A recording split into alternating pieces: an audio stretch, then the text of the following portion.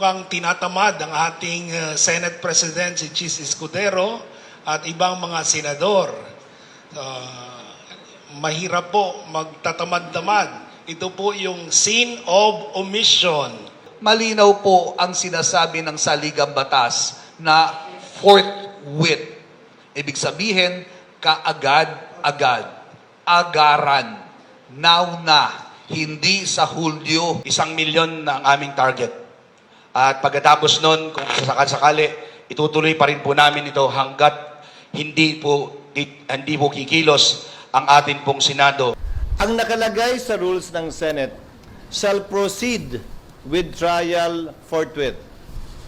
Di ba? Next po, from Ang nakalagay sa rules ng House shall be immediately referred to the Speaker. Ginagamit yung salitang immediately, ha? Pero 2 buwang inupuan yan ng mga congressman. 2 buwang inupuan yan ng mga complainant ngayon sa Senado. Kung ang interpretasyon nila ng immediately, yung salitang immediately talaga nandun, ha?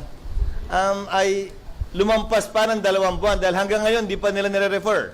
Sa katunayan, yung 3 impeachment complaint na bahagi ang bayan muna na nag-file ay in-archive na lamang at hindi pa rin nire-refer. Sino naman sila ngayon para madaliin kami samantalang sila naman ay tila hindi nagmamadali kaugnay sa kanilang reklamo mismo?